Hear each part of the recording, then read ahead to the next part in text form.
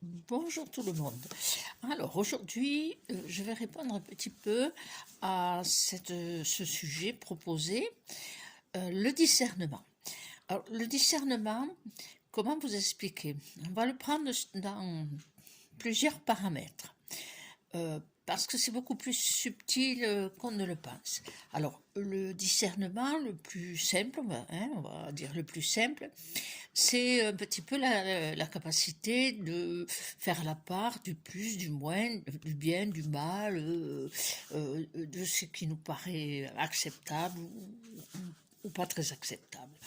En fait, ce discernement-là, euh, pour moi, il est un peu dérangeant dans le sens où on passe par des filtres personnels, c'est-à-dire des filtres de sa culture, de sa religion, de son éducation, etc. Il y a plein de filtres. Quelque part, il y a toujours un petit peu cette connotation de jugement que je trouve très dérangeant. Alors, ce discernement-là, disons, c'est un peu basique. On l'a tous, hein, soyons honnêtes, on l'a tous. Alors, une situation qui se présente devant nous, on va avoir le discernement de ressentir ce qui nous convient ou ce qui ne nous convient pas. Ce qui est déjà, disons, très bien d'avoir ce discernement-là, mais sans cette notion de jugement.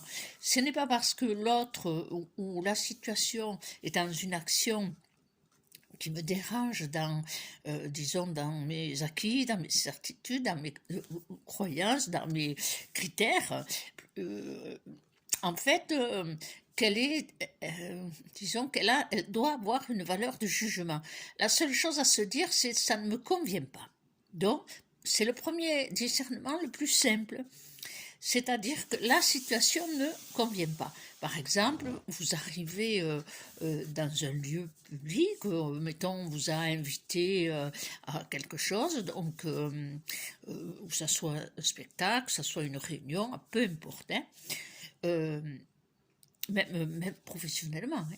Vous vous retrouvez dans une situation où, au fur et à mesure que les participants s'expriment, la manière dont ils s'expriment, les choses qu'ils expriment, l'attitude, vous voyez, il y a tout un tas de filtres hein, qu'il faut passer et que l'on observe, eh bien, si ça ne vous convient pas, vous discernez au moins, il n'y a pas le jugement de l'autre, hein, vous discernez que ça ne vous convient pas, que vous ne vous sentez pas à l'aise ou dans une situation qui, disons, qui vous convient, eh bien, vous avez plusieurs choix. Le choix de partir, hein, voilà, ça c'est le choix définitif, ou le choix d'accepter, d'écouter jusqu'au bout, sans trop participer. Et puis le choix de rejeter carrément, si derrière cette rencontre, réunion, peu importe, demande une action de votre part, une réaction, une réponse, eh bien c'est de vous positionner, ça ne me convient pas, non, je ne m'engagerai pas. Voilà, ou je n'ai pas de commentaire à faire. Ça, c'est le premier discernement.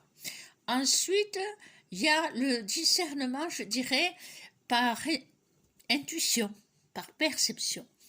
C'est-à-dire que au fur et à mesure que vous serez rentré dans cette loi d'équilibre, au fur et à mesure où vous commencerez et vous avez travaillé à ne pas regarder l'autre dans ses réactions, dans ses émotions, mais regarder plutôt dans votre intériorité vos propres réactions émotionnelles et à canaliser en vous, de ne pas être perturbé par le jeu des égos et le jeu des émotions, eh bien, le discernement par intuition va vous faire ressentir très vite quelque chose qui ne convient pas. C'est-à-dire, peu importe, peu importe ce qui vous est proposé devant n'importe quelle situation,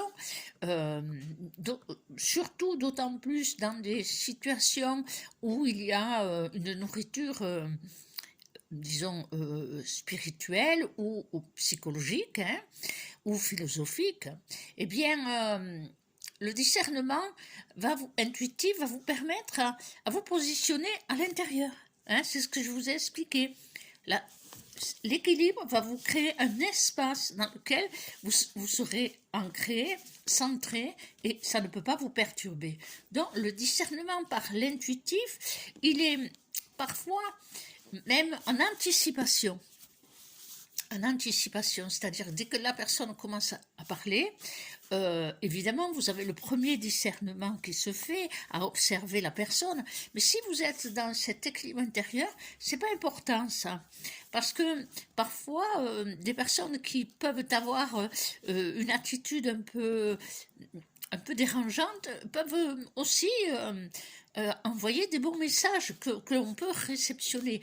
Alors, ça veut dire qu'on ne, disons, on n'avalise pas la relation avec la personne, avec soi, puisqu'elle a des attitudes qui sont dérangeantes, ne serait-ce que des personnes qui arrivent sur vous, qui foncent comme en brisant votre espace vital et qui vous tapent dessus quand ils vous parlent.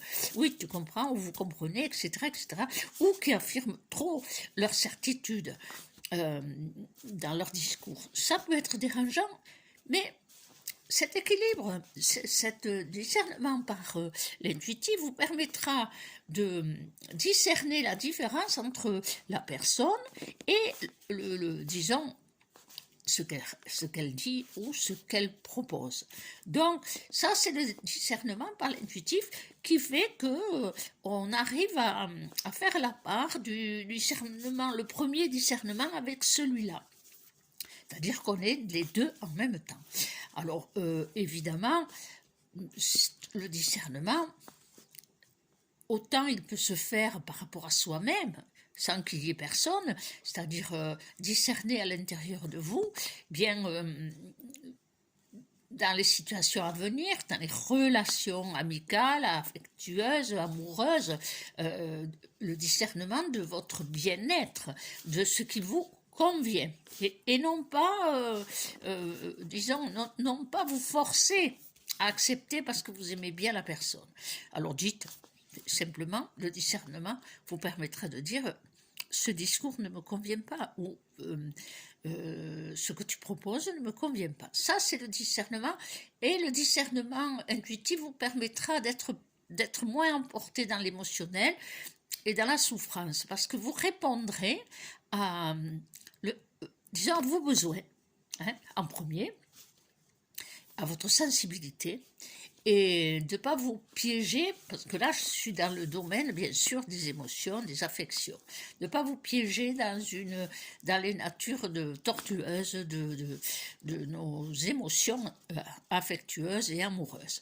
Et puis le discernement, il va aussi, le discernement intuitif va vous permettre de ne pas être déstabilisé si la personne en face est très affirmative, très virulente, voire même parfois agressive. Instinctivement, votre nature de cœur va reculer. C'est-à-dire que le discernement intuitif passe par évidemment notre équilibre et notre nature de cœur, dans le sens où si une personne est trop dans le ton, dans la forme, très, disons, très agressive, quelque part très impulsive, ça peut déranger, et le discernement permet de se rentrer à l'intérieur de soi, même si la personne est intéressante, eh bien on reste dans le fond plutôt que dans la forme. Donc le discernement est une grande écoute, sans passer, le discernement intuitif bien sûr, sans passer par tous les filtres éducatifs, sociologiques, culturels, etc. Chose qui se fait beaucoup plus instinctivement dans le premier état de discernement.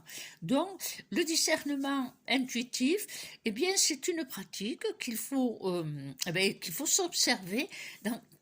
Voilà, je suis dans cette situation, j'entends ces personnes, ou je sais que je vais rencontrer des personnes qui vont me solliciter, eh bien, qu'est-ce que j'écoute à l'intérieur de moi?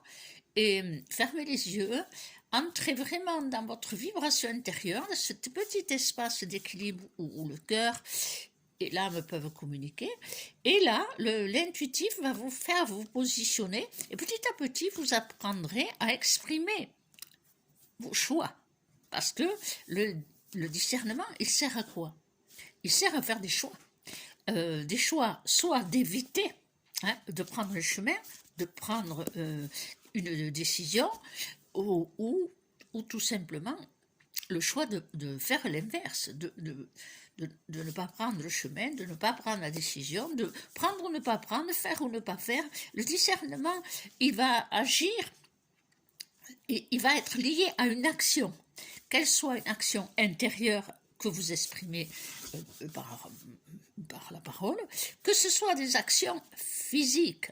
Le discernement permet aussi, alors dans des petits exemples simples, c'est-à-dire vous vous retrouvez dans une situation où il y a une action à faire, par exemple aider à un déménagement, un truc basique, aider un déménagement, et puis quand vous arrivez pour aider, eh bien, rien n'est vraiment tout prêt, ça a l'air un peu chaotique, rien n'est structuré, et au lieu de s'énerver, se dire zut, enfin ce qu'on se dit dans ces cas-là, voilà, il n'y a rien qui est prêt, eh bien immédiatement le discernement vous permet déjà, voyez qu'on passe l'étape du premier état de discernement. Il n'y a pas de jugement. Au lieu de se dire oh, ils n'ont rien fait, ils n'ont rien préparé, c'est une réalité de fait qui est là. C'est pas grave. Le discernement dans le cœur, il permet de dire bon, ils sont peut-être en état d'incapacité ou de difficulté, peu importe. On est devant le fait accompli. Donc, qu'est-ce que le discernement permet? C'est pas prêt. Instinctivement, eh bien, puisque c'est pas prêt, qu'ils n'ont pas eu la capacité, c'est carrément d'organiser et de mettre en place carrément, bon, on va faire ça en premier, ça en deuxième, et on le fait, et on agit. Et c'est très reposant pour soi, parce que au lieu de s'énerver ou de mal prendre les choses, eh bien, on est dans l'action généreuse, affectueuse, de gentillesse, de générosité, et on ne se mange pas les sangs. Donc, même si c'est arrivé, moi, j'ai vu un déménagement où la personne, eh ben, elle était assise et elle regardait les autres le faire, mais c'est parce que c'était pas grave. Dès l'instant où on a pris un engagement d'aider, eh ben, il ne faut pas passer du temps à regarder l'autre, il faut agir. Sauf si l'autre se lève et vous dit ah mais c'est pas comme ça qu'il faut faire alors qu'il n'a rien fait. Là, vous dites attends, tu te poses, rien n'est prêt. Normalement, en 2 heures de temps, c'est plié. Là, on va y passer la journée. Donc, alors t'écoutes. Le positionnement toujours. Donc, ce discernement intuitif va vous permettre de ressentir un petit peu l'état de dépassement qu'une personne peut avoir dans son déménagement et puis d'agir parce que c'est lié à l'action. C'est lié à l'action. Ces 2 étapes de discernement sont liées très fort à l'action, que ce soit une action physique, factuelle ou que ce soit une action intériorisée, c'est-à-dire prendre une position et l'exprimer. Et puis, il y a l'esprit du discernement. Alors, c'est un plan un peu plus haut, c'est-à-dire que dans le 2e plan, il y a quand même une action énergétique qui se fait à l'intérieur de soi, et là, il y a une amplitude, l'esprit de discernement, c'est une grande amplitude, parce que ça implique, alors comment vous l'expliquer avec des mots simples, avec des mots, je dirais presque terrestres. L'esprit du discernement, c'est un état vibratoire supérieur qui est lié intimement, pour moi, je parle que de ma manière de voir les choses, toujours, je respecte toutes les autres idées, les autres croyances, les autres certitudes, mais moi je ne peux pas vivre dans celle des autres, je ne sais qu'être dans ce que je suis, que je ressens, et que depuis plus de 40 ans, j'agis pour aider. Si mes ressentis n'étaient pas ajustés, pour pas dire juste, eh ben, je me serais posé beaucoup de questions et j'aurais cherché d'autres compréhensions. Mais là, je vous dis que ce qui s'est matérialisé et que j'ai compris. Alors, l'esprit du discernement, c'est comme un état vibratoire. Alors, pourquoi je dis l'esprit du discernement? Parce que c'est comme si tout d'un coup, on est adombré, on est connecté à un esprit le mot esprit c'est difficile, hein, à un état de perception supérieure qui pour moi est lié intimement à l'étincelle divine que nous avons en nous. Vous mettez le mot que vous voulez, hein, je m'en fiche. Et, on est intimement connecté. Et là, il n'y a ni temps ni espace. Il n'y a aucun jugement. Il y a... C'est presque une déconnexion. Alors, je ne dis pas le mot détachement, parce que détachement impliquerait qu'il y ait un attachement.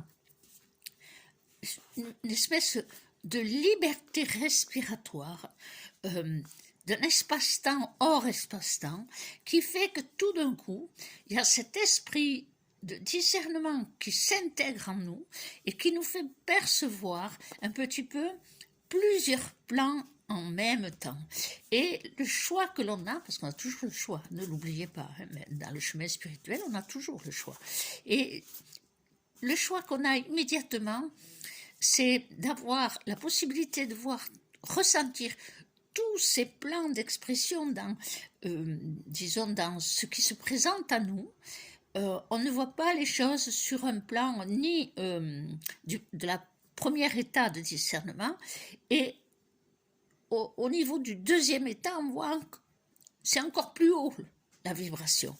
Donc l'esprit de discernement, lorsqu'on pratique beaucoup tout ce que je vous explique dans les différentes vidéos, à un moment donné, on a cette ouverture à ce qu'on peut appeler l'esprit du discernement.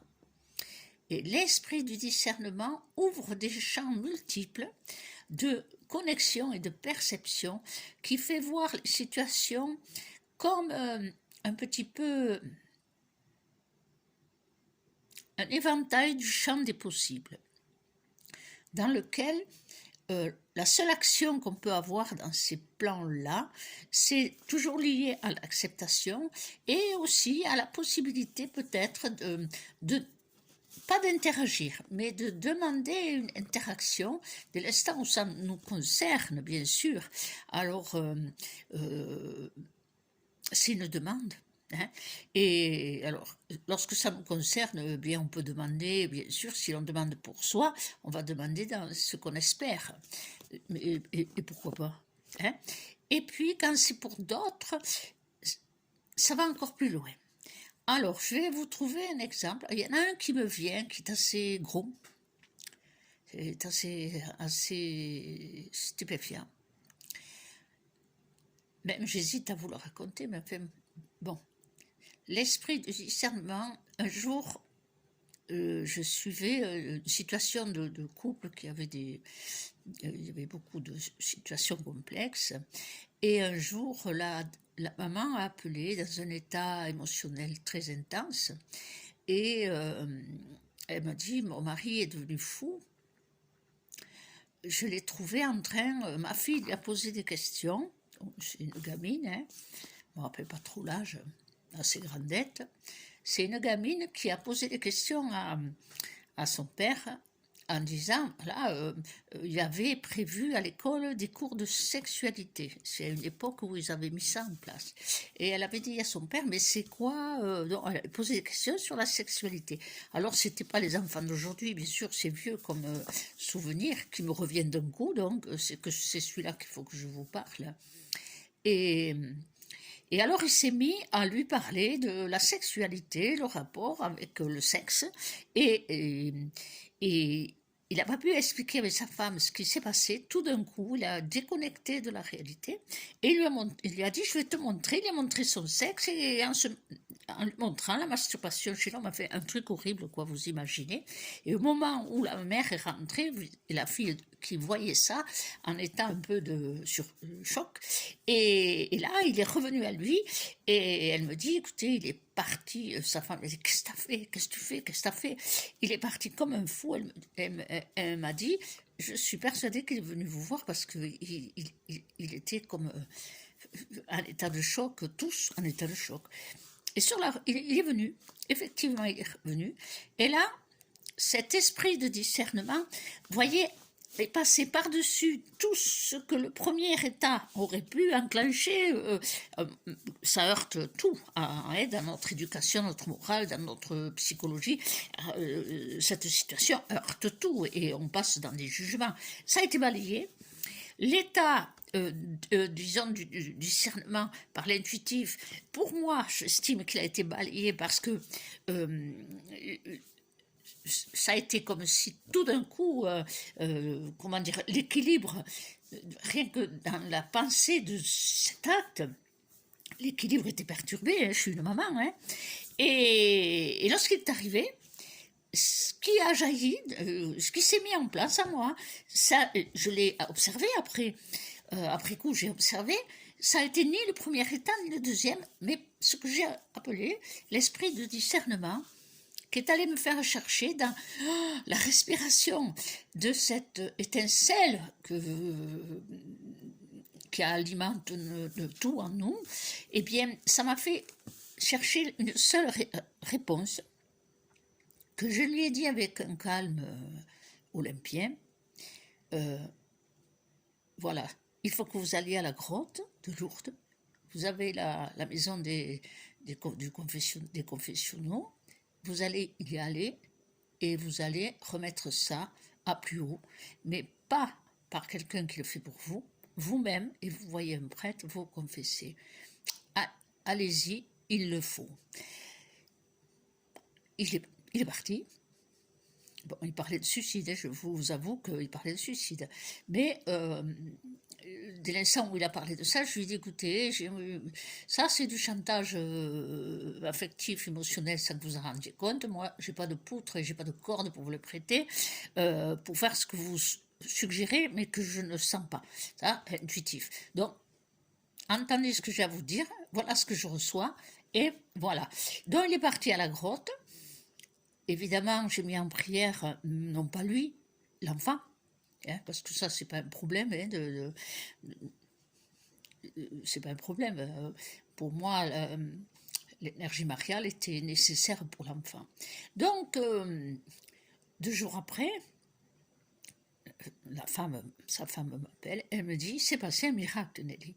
C'est-à-dire, bon, ce que vous lui avez dit, il y est allé, mais il y est allé vraiment, il a fait dans une sincérité, il est revenu, il était transfiguré, mais nous, on était quand même en état de choc, et quand il est revenu, c'était le jour de la fameuse instruction sexuelle qu'ils avaient mis en place, et la gamine est revenue le fin d'après-midi. Eh bien, dis donc, papa, heureusement que tu m'avais montré, expliqué. Non, mais on devient fou quand on entend ça. C'est extraordinaire. Heureusement que tu me l'as montré. Tous dans la classe, ils ont été malades, ils sont allés vomir. On leur a montré des images, je suppose. Je ne sais pas comment ils ont fait ce cours. Mais ça a été très traumatisant pour l'ensemble de la classe. Et elle, toute tranquille, en train de dire, mais c'est naturel, comme son père lui avait dit, hein. C'est naturel, mais pourquoi vous êtes malade comme ça? Elle est toute fière, elle est revenue, ils étaient tous choqués, malades, mais quoi, c'est naturel? Merci. Donc, c'est un exemple un peu gros, mais c'est celui-là qui est venu dans mon cerveau, c'est vieux, hein, je pense que c'était dans les années 80, hein. Vous voyez, pour qu'ils reviennent, c'est un exemple tellement choquant que j'avais peut-être un peu de scrupule à vous le raconter. Mais le discernement, l'esprit de discernement, qui s'est activé en moi, je ne sais pas comment le dire, cet esprit de discernement, il vous met hors temps complet, hors espace, hors émotion, hors jugement, hors tout, et il est dans la vibration essentielle pour moi, de la création au vivant. Et cet état-là, on ne l'acquiert pas, on l'a tous, hein, possible, mais on ne l'acquiert pas dans les tempêtes de notre nature humaine au quotidien. C'est les premières étapes de tout ce que vous allez faire pour trouver la loi d'équilibre qui vont vous y amener et vous conduire. Alors ça se produit parfois par... il faut des situations importantes et ça se produit parfois vraiment comme un clash qui s'est fait en soi, sans qu'il y ait la conscience mentale qui se met en route. C'est ce même état, vous savez, dans les histoires où on raconte qu'une personne, son enfant ou son mari, ou peu importe, un collègue, s'est fait prendre, écrasé par une masse, et qu'il y a des histoires, on raconte, où la personne a été prise d'une force surhumaine et a soulevé la masse pour dégager le blessé. Voilà, cet esprit de discernement que je ressens, c'est comme une force, une puissance. Alors, elle peut se faire dans l'acte de la parole, bien sûr, comme ça s'est fait dans cet exemple frappant, mais elle peut se faire jusqu'à l'acte dans le physique. On ne peut pas dire que c'est des choses qu'on réussit parce qu'on le veut. Ça n'a rien à voir avec le vouloir. C'est une vibration tellement intense qu'il n'y a pas de mots pour la définir. Donc, c'est un état presque de transe, mais dès l'instant où on travaille beaucoup sur soi, cet esprit de discernement, eh bien, il agit pour les petites choses. Et constamment, moi j'ai toujours trouvé qu'il guidait la voie. Difficile à expliquer ça, mais je sais que vous le comprenez, qu'il était le guide de la voie qu'il y avait à être à ce moment-là, et qui va au-delà, bien sûr, du vouloir, des idées, des critères, de quel que ce soit. Alors l'esprit du discernement est une chose extraordinaire qui peut se manifester dans les toutes petites choses comme dans les grandes choses, bien sûr, mais il faut d'abord passer par les autres étapes. Il faut d'abord passer par un petit peu toutes les étapes, parce que je pense que vous l'avez compris, et je vous le répéterai jamais assez, de la vidéo 1 à la vidéo 26, il y a des liens conducteurs. Au fur et à mesure, chaque vidéo qui semble indépendante, elle se complète avec l'autre et elle suit toujours une trame. Et dans cette loi d'équilibre, dans cet espace qui est manifesté en vous au niveau de tout notre état psychique, psychologique, il y a des réponses dans la physiologie et dans la nature de notre être pensant et comment dire, est présent. Puisque toutes nos cellules y participent. Eh bien, l'esprit du discernement, commencez par le premier, c'est-à-dire de vous dire, voilà, je suis en face d'une situation et mes filtres sont actifs. Ils le seront toujours, mais je ne m'y laisse pas dominer et je ne me laisse pas entraîner.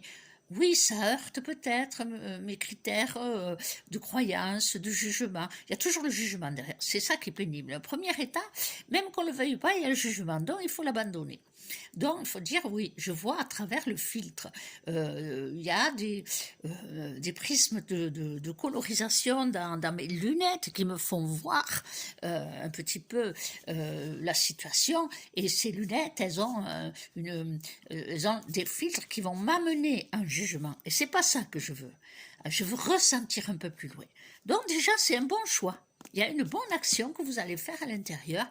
Et l'attitude à avoir à ce moment-là, c'est de prendre du recul, de regarder la situation comme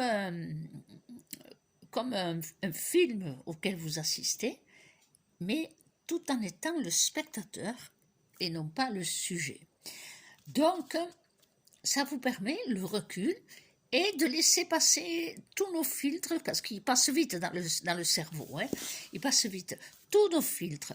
Une fois que les filtres, vous les avez détectés dans ce que ça vous dérange, ça vous heurte, ou que vous sentez que vous allez réagir, reprenez votre équilibre, vous avez des petits exercices à faire, et commencez à dire, bon, je vais abandonner tout ce qui vient de défiler dans mon mental, dans mes réactions émotionnelles, et je vais commencer à écouter à l'intérieur de moi, dans cet équilibre intérieur, ce que je ressens de la situation, quel est ce discernement intuitif vers quoi il m'amène.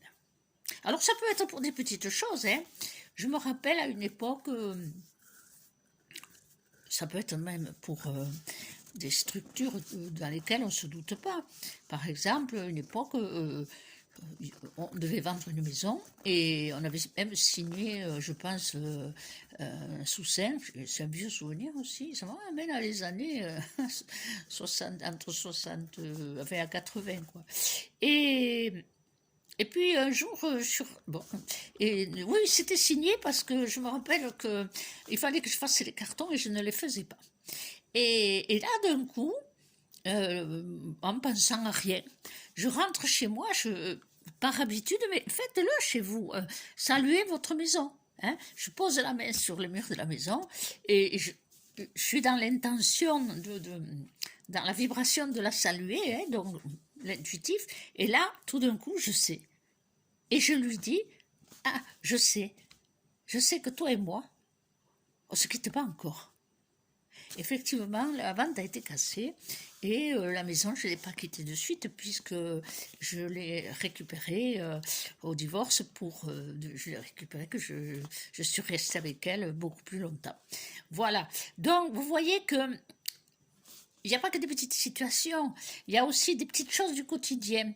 Et tout ça, ça se fait parce que constamment, vous allez travailler, alors œuvrer, hein, on va dire que c'est plus joli, œuvrer à constamment trouver votre point d'équilibre et petit à petit, vous allez voir, il y a plein de choses qui se manifestent différemment. Donc le discernement, vous voyez, c'est quelque chose qui est simple mais très complexe finalement. Alors, moi je ne le vois pas comme un état entier, hein, le discernement, point non, ce sont des états de discernement. Peut-être il y en a encore des plus supérieurs que ça. Oui, il y en a des plus supérieurs, mais je reçois ça et j'ai des idées, mais j'en parlerai pas. Voilà, donc le discernement le plus utile que nous puissions penser avoir dans notre quotidien, c'est quand même le discernement intuitif qui va vous amener dans des voies très justes, mais de toute manière, vous passerez systématiquement par le premier état qui va vous renvoyer à vos émotions et vos pensées, vos jugements. Alors, évidemment, ne l'oubliez pas. Hein, quelle que soit la situation, commencez à écouter vos réactions intérieures et émotionnelles. Déjà, première étape, ne vous laissez pas entraîner. Et là, vous respirez, vous réharmonisez un peu l'état d'équilibre en vous. Et là, vous passerez à l'état d'intuitif. Alors, il faut dire une chose, il y a des personnes capables de passer à l'état d'intuitif immédiatement. Mais ça ne les empêche pas d'avoir tout le champ émotionnel qui se met en route quand même. Hein, en discutant avec elles, elles ont cette capacité, mais tout le reste, ils continuent à travailler dans leur cerveau. Voilà, alors, voilà un petit sujet que, ma foi, pas si mal que ça, donc pensez à vous abonner.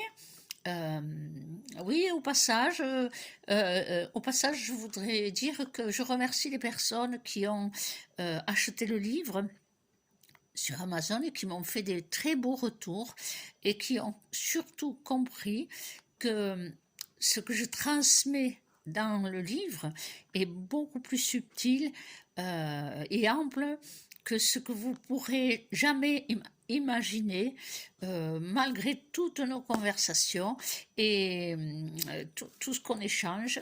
Et certaines personnes qui pourtant, ça fait des années qu'on se connaît, hein, que travaille, m'ont renvoyé l'état un petit peu choc de découvrir toutes ces parties-là dont je n'ai pas vraiment disons, laisser découvrir dans les 40 et quelques années à servir la lumière. Donc, je les remercie de ces beaux retours émotionnels qu'ils ont eus, de ces prises de conscience et surtout, et je vous en remercie d'avoir compris cette nécessité que je ressentais à vouloir transmettre cette partie-là si extraordinaire qui est dans le livre, parce que comme certains me l'ont dit, Ben Nelly, mais je me dis que peut-être on se trompe, hein, ils se trompent. Ils l'ont pas trouvé. Ils l'ont pas trouvé avant. Mais il doit bien y avoir des gens mm, qui l'ont retranscrit aussi, bien que je l'ai fait parce que je ne suis pas loin du temps où je partirai avec joie ailleurs, mais aussi parce que le monde a changé et qu'il est prêt à l'entendre. Avant, on m'aurait traité de fada, folasse. Et maintenant, ça passe. Alors, je vous dis merci. Si vous avez des petits cadeaux à faire à des personnes qui sont sur le chemin, eh ben, pensez. Chaque livre est vraiment très personnel.